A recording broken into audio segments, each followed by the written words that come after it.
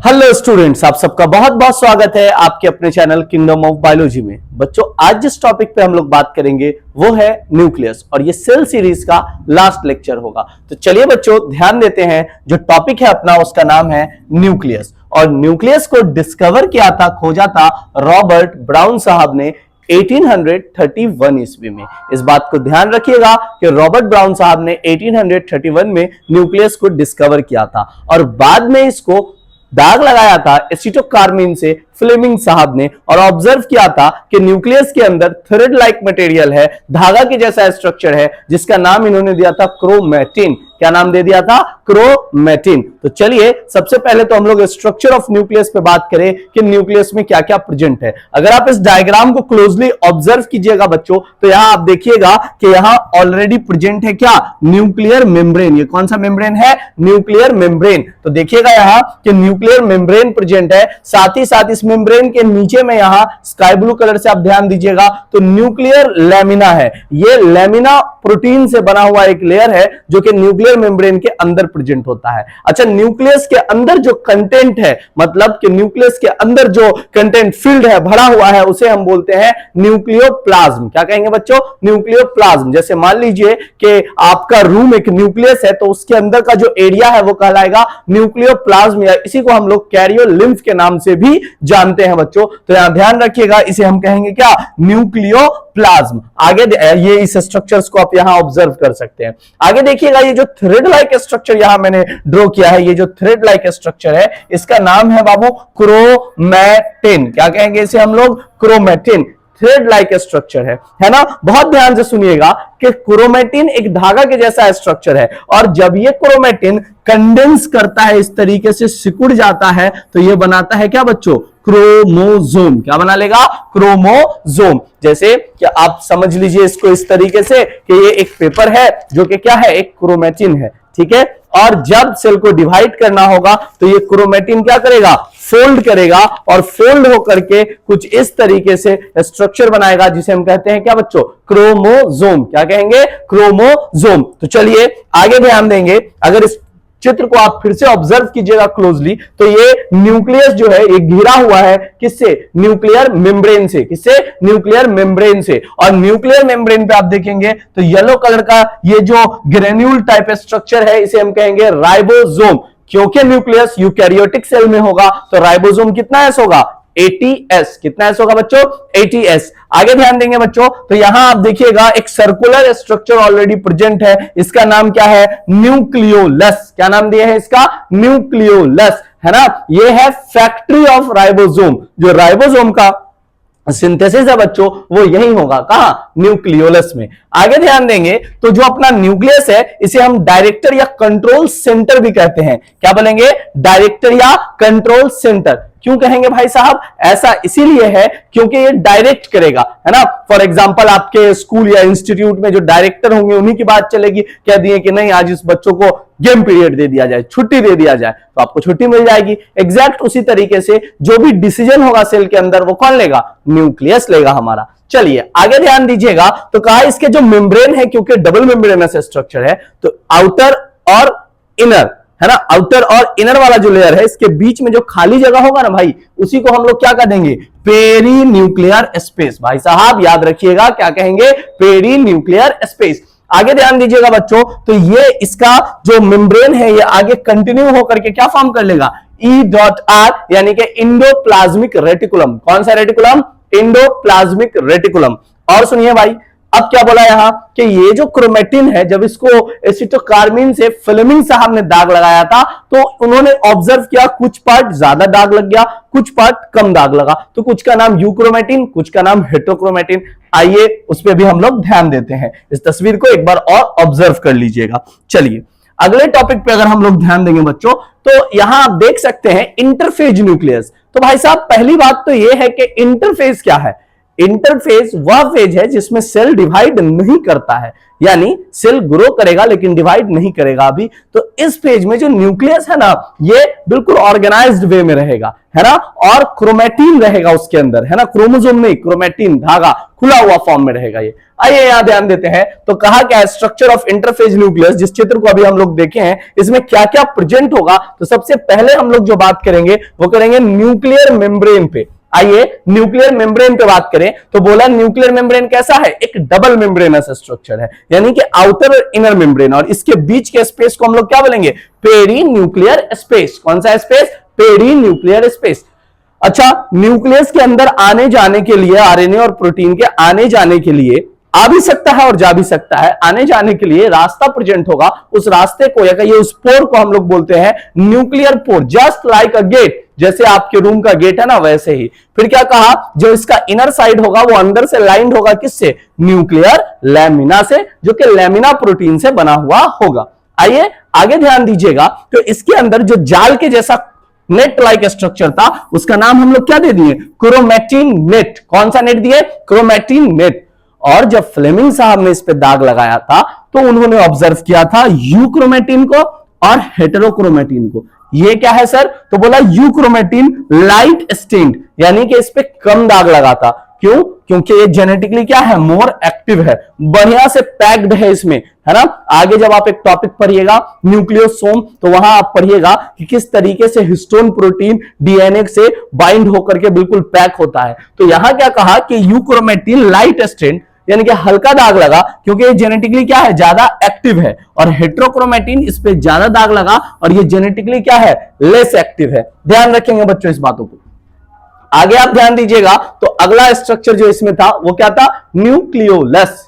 क्या था, न्यूक्लियोलस। भाई साहब यहां ध्यान दीजिए, क्या था, न्यूक्लियोलस का। न्यूक्लियोलस क्या है, तो फैक्ट्री है, किसका फैक्ट्री है, राइबोसोम का, यानी कि जो राइबोसोम है ना वो सिंथेसिस होगा कहां, न्यूक्लियोलस के अंदर। अच्छा ये बताइए कि राइबोसोम क्या सिंथेसिस करेगा, सोचिए नहीं, कमेंट बॉक्स में फटाफट से बताइए कि राइबोसोम क्या सिंथेसिस करेगा।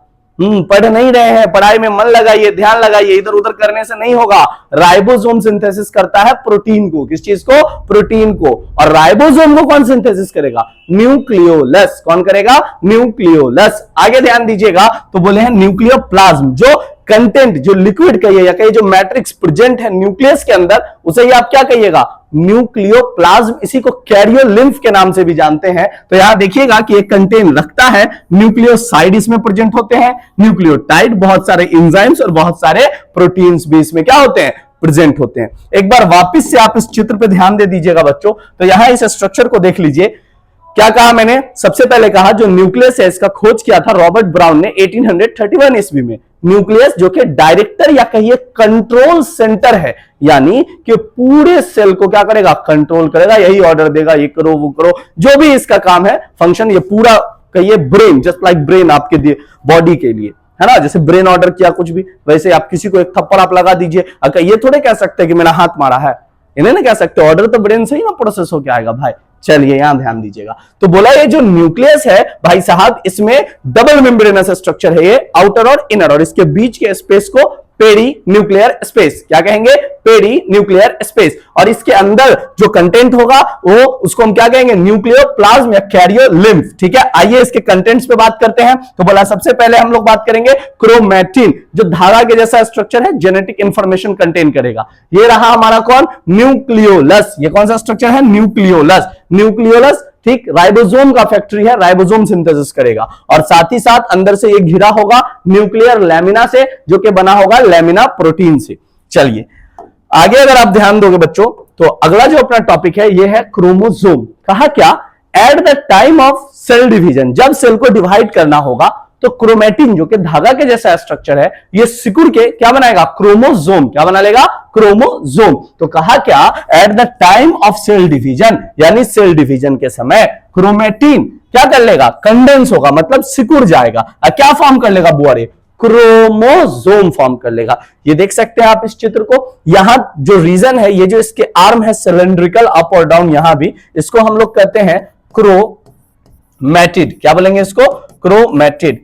ये जो पिंक कलर का आप देख रहे हैं, जो कि एक डिस्क लाइक प्रोटीन से बना हुआ स्ट्रक्चर है, जो कि सेंट्रोमियर के बाहर होगा, इसका नाम है बुआ काइनेटोकोर।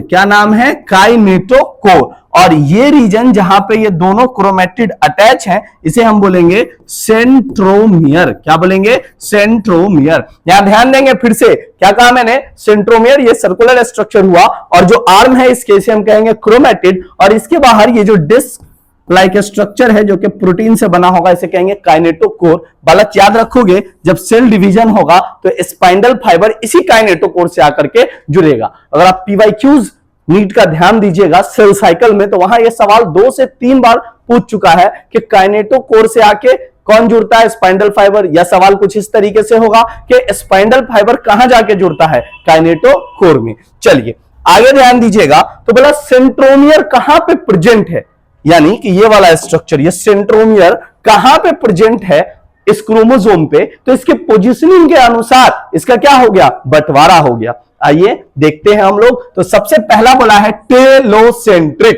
टेलो, टी से टेल, टी से टेलोसेंट्रिक, यानी कि सेंट्रोमियर कहां? एंड पॉइंट पे होगा, क्रोमोसोम के बिल्कुल एंड पॉइंट पे। आप देख सकते हैं क्रोमोसोम के एंड पॉइंट पे प्रेजेंट है, इसी को हम लोग क्या बोलेंगे?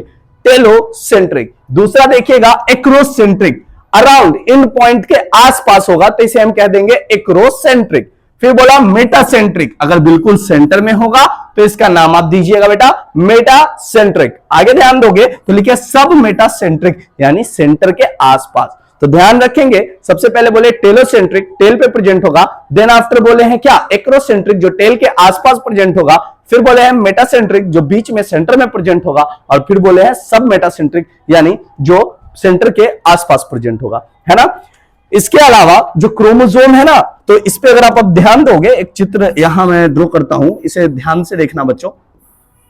कहा क्या कि यहां जो ये देखिए, ये जो इसकी दूरी है और यहां इसकी दूरी है, इस दोनों में डिफरेंस है, ये ज्यादा है ये कम है। तो सेंट्रोमियर के पास जो क्रोमोसोम कंडेंस है, ये सिकुड़ा हुआ है, ये जो स्ट्रक्चर है यहाँ कंस्ट्रिक्टेड है, सिकुड़ा हुआ है, इसी को हम लोग कहते हैं प्राइमरी कंस्ट्रिक्शन। क्या कहिएगा आप? Primary constriction. और अगर फर्दर मान लो किसी क्रोमोसोम में यहां के अलावा भी कहीं और भी सिकुड़ा हुआ स्ट्रक्चर होगा, तो इसे आप कहिएगा सेकेंडरी कंस्ट्रिक्शन। इसे एनओआर भी कहते हैं, न्यूक्लियर ऑर्गेनाइजिंग रीजन, है ना। लेकिन इसे मेनली क्या नाम से जानते हैं? Secondary constriction. और इसके बाद वाले भाग को आप सैटेलाइट कहोगे। क्या कहोगे? सैटेलाइट। वो अंतरिक्ष में घूमने वाला सैटेलाइट नहीं, जो प्लेनेट के चारों ओर घूमता है ना। सैटेलाइट क्या बोले हैं? जो सेकेंडरी कंस्ट्रिक्शन के बाद हो। फिर से रिलैक्स होके सांस लीजिए, फिर से सुनिए क्या कहा मैंने। जो क्रोमोसोम है ना, मान लो ये क्रोमोसोम है, तो बोला इस क्रोमोसोम पे जो पहला सिकुड़ा हुआ स्ट्रक्चर होगा सेंट्रोमियर के पास, इसे कहोगे प्राइमरी कंस्ट्रिक्शन। इसके अलावा कहीं और से सिकुड़ा होगा तो कहिएगा सेकेंडरी कंस्ट्रिक्शन। इसके बाद वाले रीजन को आप कहिएगा सैटेलाइट। और ये जो एंड पॉइंट है, इसे आप कहिएगा टेलोमियर। आइए इसके हम एक दो चित्र देख लेते हैं। यहां इस वाले रीजन पे अगर आप ध्यान दोगे बेटा, तो ये है सेंट्रोमियर, है ना। ये सेंट्रोमियर आप देख सकते हो। यहां पे जो पहला सिकुड़ा हुआ स्ट्रक्चर होगा, ये वाला सिकुड़ा हुआ स्ट्रक्चर जो होगा, इसी सिकुड़े हुए स्ट्रक्चर को हम लोग प्राइमरी कंस्ट्रिक्शन कहेंगे। यहां आप देख सकते हो दूसरी बार जहां पे सिकुड़ा हुआ है, इसे सेकेंडरी कंस्ट्रिक्शन। और इसके बाद वाले रीजन को आप क्या कहोगे बेटा? सैटेलाइट। क्या कहोगे? सैटेलाइट, है ना। अब फिर इस चित्र पे देखोगे तो एंड पॉइंट को क्या कहते हैं? टेलोमियर। एक्चुअली जितना बार सेल डिवाइड होता है, टेलोमियर शॉर्ट होते चला जाता है। ये जी रिच सीक्वेंस, यानी कि ग्वानिन रिच सीक्वेंस यहां पे प्रेजेंट होता है बच्चों, याद रखिएगा। तो ये हमारा जो टॉपिक था, ये जिस टॉपिक पे हम लोग बात कर रहे थे, ये था बच्चों क्या? न्यूक्लियस, है ना। ये हमारे चैप्टर का लास्ट टॉपिक था। तो इस पूरे सीरीज को आप ध्यान से देखिए, अच्छे से पढ़िए और इसके बाद पीवाईक्यूज कीजिए। प्रीवियस ईयर क्वेश्चन बनाना बहुत जरूरी है। मैंने पिछले भी कई लेक्चर्स में कहा है, ज्यादा नहीं, डेली 5 सवाल, 5 फिजिक्स के, 5 केमिस्ट्री के, 5 बायोलॉजी के लगाइए, बहुत वेल कीजिएगा आप। और अगर आप प्रीवियस ईयर क्वेश्चन नहीं कीजिएगा, आपको बिल्कुल भी समझ में नहीं आने वाला है, क्योंकि आप पढ़ लोगे फिर भूल जाओगे, फिर नहीं करोगे फिर भूल जाओगे, कितना याद रखोगे। तो जब तक प्रीवियस ईयर क्वेश्चन नहीं कीजिएगा, आपको पता भी कैसे लगेगा कि किस मोड, किस पैटर्न पे एग्जाम ले रहा है। सो प्रीवियस ईयर क्वेश्चन करते रहिए, है ना। वीडियो अगर पसंद आया हो तो लाइक करें, चैनल को सब्सक्राइब करें और ज्यादा से ज्यादा शेयर करें।